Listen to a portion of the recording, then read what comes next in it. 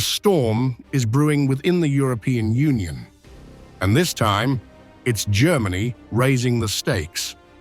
Chancellor Friedrich Merz has openly threatened Slovakia with the suspension of EU funds, warning that member states straying from the bloc's unified path may face financial consequences. The warning, delivered Monday at the WDR Europa Forum conference, marked a sharp escalation in the EU's internal rift with two Central European nations, Slovakia and Hungary, whose governments have grown increasingly defiant of Brussels.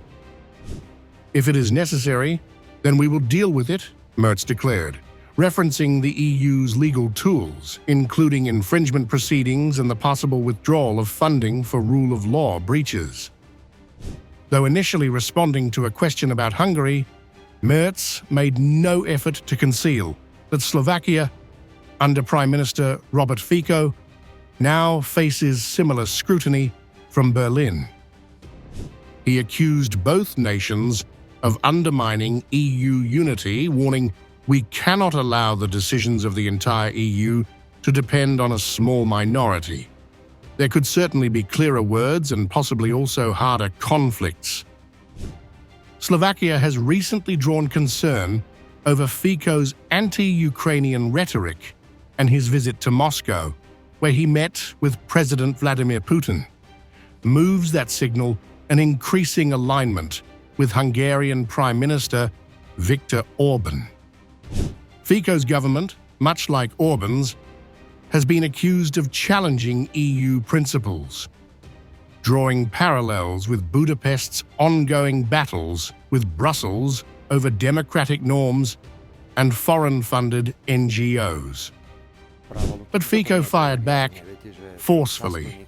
Speaking from Armenia, he called Merz's remarks unacceptable in modern Europe.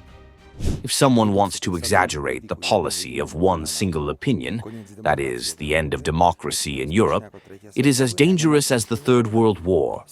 I have nothing to say to that. It absolutely does not belong. If someone thinks that I am not allowed to give my own opinion now, he is greatly mistaken. What the Chancellor said is absolutely unacceptable for a sovereign country.